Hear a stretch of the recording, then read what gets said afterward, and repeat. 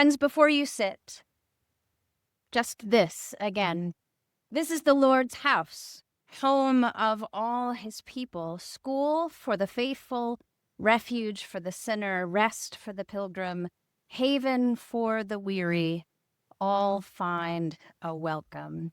Good morning. Please be seated. As it so often happens,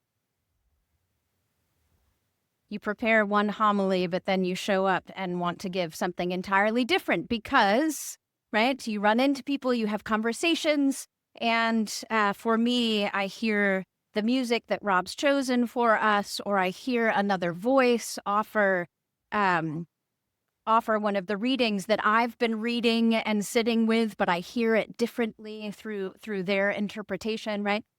So this particular verse stands out to me in this service, and I offered this to you. How you feeling, friends? It's summer. You're in Washington, D.C. You're at church. Well done. Way to go. Soil. We're going to start there. Soil. Are you rocky soil this morning? Are you thorny soil this morning? You got a good mix of compost and peat and you're feeling, right, all sorts of healthy? Are you dry?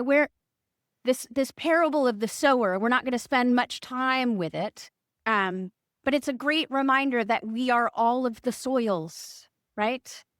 I am not always just the thorny soil. Sometimes I'm the rocky soil. Sometimes I'm the dry soil. Sometimes I even have a really good day and I might for a little bit be the good soil, right? Where are you in this moment in time? This morning, sitting in this pew, just do that small amount of work for yourself. Who are you? What kind of soil are you this morning? Okay. And then we're going to move to the Genesis reading, but it's good to know where you are. I shared this with the 8 o'clock, and this is the absolute truth. So, those of you who know me well enough know that rarely do I ever have a homily complete to offer you on a Sunday until sometimes Sunday morning, but usually Saturday evening, right? Like I reflect, I prepare, I do all of the things, but it never quite comes together until that very last moment before I share it with you. But this week was different. This week, I was good soil. I had a whole homily prepared for you by Wednesday of this week. This never, ever, ever happens. I was feeling good. And the homily, the long and short is, but stick with me after I tell you what it's about. It's about staying together in the messiness of things, because that's where we are in Genesis. We're in just the messiness of family life. And then I decided along the way on Thursday evening, while, of course, walking the dogs with my husband, that I just didn't want to be in the messiness of life anymore with my family members. I was done with them, actually. Not all of them, but some of them. Not George. George, you're fine. You were fine. But it was a legitimate... I would like now to tender my ticket, give it back, and get off of whatever this dysfunctional thing is, because I'm tired of it. I'm tired of these people. I'm tired of the messiness that we have that is ours, right? It was that petulant 2-year-old moment where you're like, nobody understands me. I'm the good soil. Everybody else is rocky and thorny, and we're not getting along, and I would like to be done. I'm sure none of you have any idea of what I'm talking about. And then it hit me as I'm having this conversation. I've already done all of the work, all to prepare for this homily, that my whole homily is about the fact that we cannot just hand in our ticket, right? We have to stay in there. We got to stay in the mess. We got to work within the mess, because that's life. And here I am, having done all of that work, having done the reading, having actually written the homily, I am ready to hand in my ticket and say, I am cutting these people off forever and I am moving to the beach. Friends, this is the reminder for me today. This is why we come together over and over again to worship together, to tell the stories, to hear the stories, to say the prayers, to sing the hymns. It is on days when we are tired or we are done or we are grief-stricken or we are angry that we need to come back together with our people and hear the stories and be reminded. Even if we're the ones teaching the stories, I need to be here with you so that you can help remind me that I don't get to hand in my ticket, that I have to stay in the mess of life, because there's beauty in that brokenness, and I'm stronger and my relationships are stronger because I've stayed with it. So what am I talking about? If you have been following for the last 7 weeks now? Are we in seventh week of Pentecost? We have been tracking through Genesis the story of Abraham and Sarah, their beloved son Isaac, who Abraham almost killed not too long ago, right? Who probably carries a lot of issues into his adulthood. Now we're learning about Isaac having his own children, right? Our reading today is of Isaac's two children, Jacob and Esau.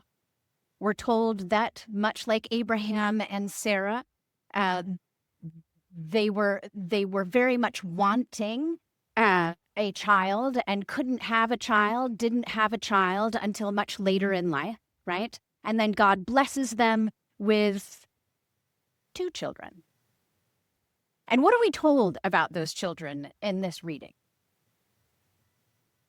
We're told that one is red and hairy and comes out first, and the other one is smooth and grabs the first by the heel after struggling in the womb with them, right? And makes it into... Why are we told these details?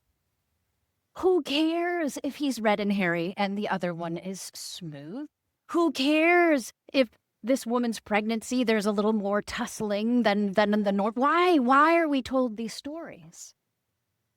Then we move on, right? These boys are always very different. They're almost exact opposites of one another as they're growing up. And then the smooth one, Jacob, called heel, right? Grab him by the heel,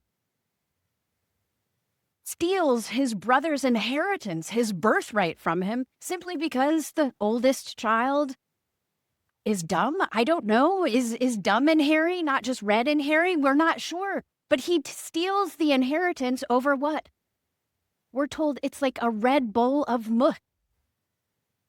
Why are these strange details even in the story? And why do we tell them when we meet together in this place over and over and over again? They're meant to elicit, right? They're meant to elicit our feelings and understanding that this is actually our story. I have siblings that sometimes I feel are the red and hairy to my smooth, or the smooth to my red and hairy, right? I work in an organization where I bump into and wrestle and tussle with people in the organization. I live in a community, in a nation where I don't agree with everyone all of the time. I know that shocks you. There is always rocky people. There are always rocky people. There are always thorny people. There are always, right, people who are trying to do good in that moment. We're always in this stew, in this red lentil mushy stew together. And we're trying to figure it out. So when we come together every single week, or more often if you would like, we're here on Wednesdays and Saturdays as well. When we come together and we are reading these stories together and we're saying the prayers and we're singing the hymns and we're doing all these things, we're reminding ourselves that we are no different. And then we get to finish their stories and see how they end. So they might help us, right? Figure out how we work in the world. Now, I'm a huge fan of Louise Penny, and I know a couple of you are Louise Penny fans, but show of hands here, who knows Louise Penny? All right, so like half of you. Well done, well done. For those of you who don't know who Louise Penny is, you're going to go home when we're done and you're going to Google Louise Penny, and then you are going to buy her first book and you're going to start reading all of her books because they're fabulous. She has one particular book. It is book number 6 in her series called Bury Your Dead. Bury Your Dead. And she has this beautiful image of a long house. You know what I mean? Like long house, like native, right? Native peoples had these long houses with extended families. I actually grew up in something very similar. The long house is what was most common for most of human history, right? And everyone you've ever met, everyone you've ever loved, everyone you've ever struggled with, everyone you've ever kicked when they were down, everyone has a house or a room in that long house, right? They continue to live down the hall. For better or for worse, they never actually leave this house. So if we choose to lock the doors on those rooms, they don't actually disappear. They're still there, right? They're just heckling us from the shadows. Do you have your long house in your brain now? And all of the people, which rooms are locked, which rooms are unlocked? Yeah? And if you think about us now, cultural architecture of America in the here and now, I would argue that most of us are trying very hard to remodel the long house. We're trying to actually cut large sections of the long house off and stick them over here, right? And much like I did on my walk with the dogs, right? I'm going to light a fire to my long house, and then I'm going to go build the house that I want with rooms for the people that I want in a location that I want over here. Yeah? Yes? No. Yes?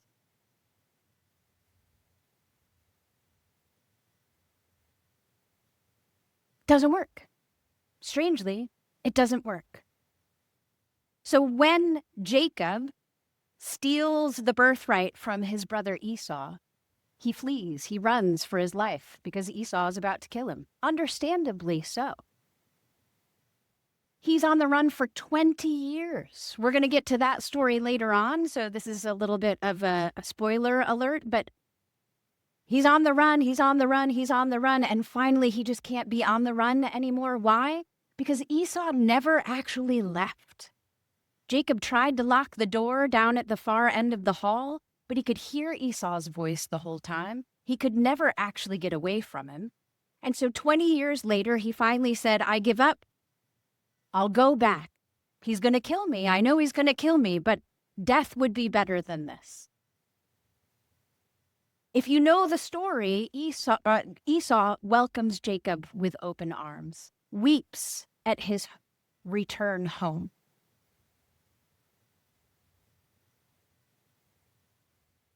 I'm not saying it's never okay to walk away. There are moments, there are times that that's the only choice. But as a people, we've gotten far too comfortable with just cutting people and cutting things and cutting other groups out of our life entirely. They don't go away. They're still there. They're still taking up your energy and your time. And you're not working on it together. So let's try something new. You get to be petulant. You get to be upset. You get to be angry with the state of the world, with the state of a relationship, with how somebody's treating you, whatever it is. But the invitation and the challenge that we get every time we read one of these stories together is that we are stronger if we go back. If we jump back into the messiness, into the chaos,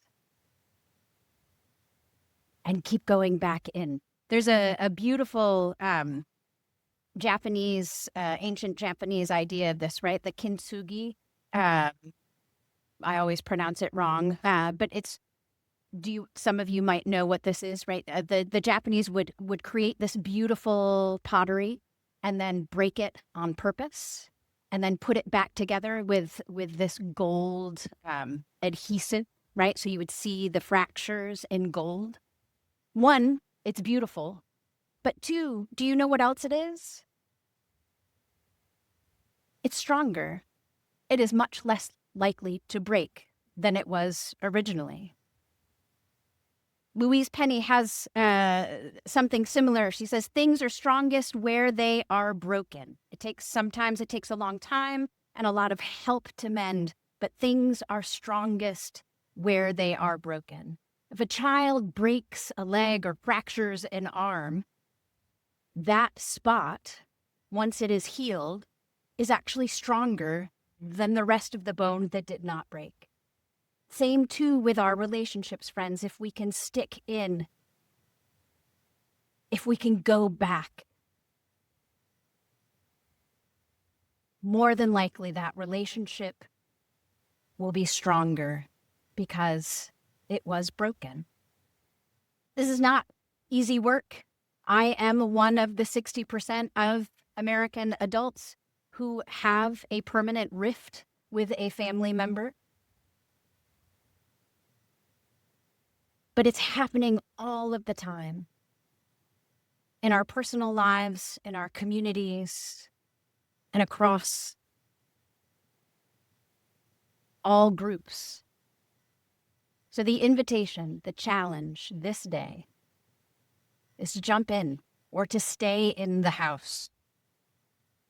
Do the messy work, right? So if you're carrying the pain of a fractured family or a fractured relationship, please know that God is there in that place.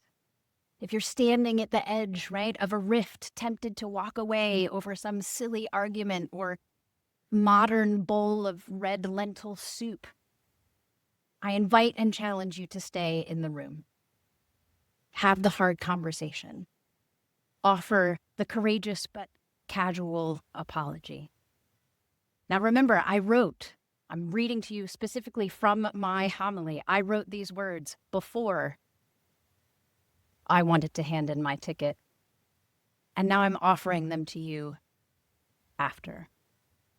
Friends, let us commit to this messy, beautiful work of staying bound to one another, for it is only when we stay together through the friction that we can be mended by the grace and become strongest exactly where we were broken. Amen.